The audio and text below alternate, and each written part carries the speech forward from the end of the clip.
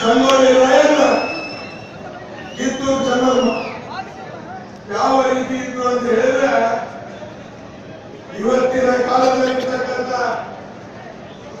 ಈ ನಮ್ಮ ಸಂಗೊಳ್ಳಿ ರಾಯಣ್ಣ ಅವತ್ತಿನ ಕಾಲದಲ್ಲಿ ವೀರರಾಣಿ ಕಿತ್ತೂರು ಚೆನ್ನಮ್ಮನ ಆಸ್ಥಾನದಲ್ಲಿ ಬಲಗೈ ಬಂಟನಾಗಿ ಕೆಲಸ ಕಾರ್ಯಗಳನ್ನು ಮಾಡುತ್ತಿದ್ದು ನಮ್ಮೆಲ್ಲರಿಗೂ ಗೊತ್ತಿದೆ.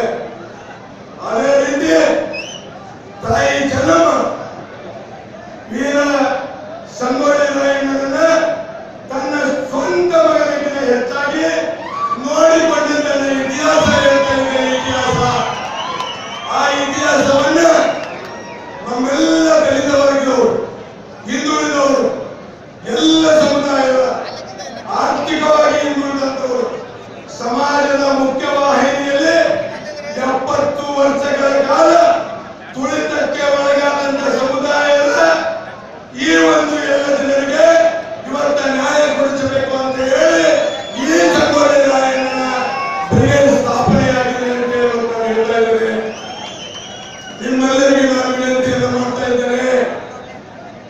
ಈ ಸಂಗೊಳ್ಳಿ ರಾಯಣ್ಣ ಬ್ರಿಗೇಡು ಮುಂದಿನ ದಿನಗಳಲ್ಲಿ ಈ ತುಳಿತಕ್ಕೊಳಗಾದಂತ ಜನರ ಸಲುವಾಗಿ ರಾಜ್ಯದಲ್ಲಿ, ಜಿಲ್ಲೆಯಲ್ಲಿ, ಪ್ರತಿ ವಿಧಾನಸಭಾ ಕ್ಷೇತ್ರಗಳಲ್ಲಿ, ಪ್ರತಿ ಗ್ರಾಮದಲ್ಲಿ ಈ ಸಂಗೊಳ್ಳಿ ರಾಯಣ್ಣ ವೀರರಾಣಿ ಕಿತ್ತೂರು ಚೆನ್ನಮ್ಮನ ಸಂಘಟನೆಯ ಗ್ರಾಮ ಘಟಕಗಳನ್ನು ಮಾಡ್ತೇವೆ ಅಂತ